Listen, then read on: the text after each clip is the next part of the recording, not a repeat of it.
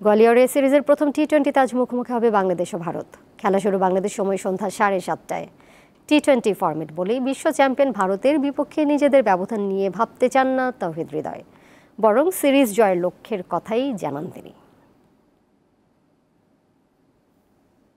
সফরের শুরু থেকেই নিরাপত্তা একটি বড় ইস্যু হয়ে দাঁড়িয়েছে বাংলাদেশ দলের জন্য।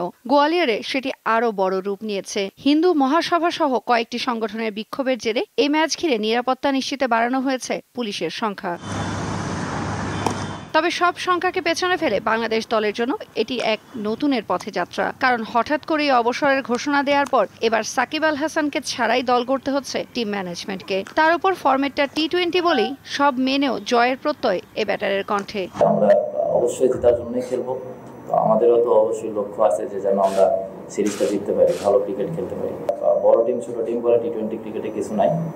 আমার কাছে মনে হয় যে ওই পার্টিকুলার ডেতে ভালো করবে সেই টিম। যেটা সব থেকে বড় দিক যে আমরা সবসময় আমাদের দিকটাতেই ফোকাস করি, আমাদের যে প্রসেস আছে সেই প্রসেসগুলো মেনটেন করার ট্রাই করি। হয়তো বা অপরচুনিটি আছে হারানোর।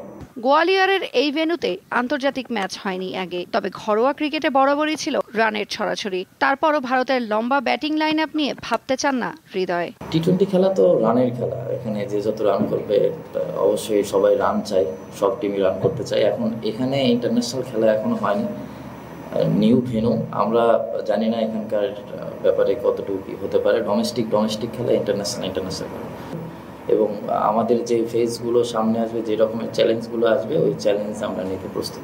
দলের পরিকল্পনার সঠিক বাস্তবায়নের স্বার্থে গেল টি-20 বিশ্বকাপের মতো নিজের ব্যাটিং পজিশন নিয়ে পরীক্ষা নিরীক্ষায়ও আপত্তি নেই এই ব্যাটারের।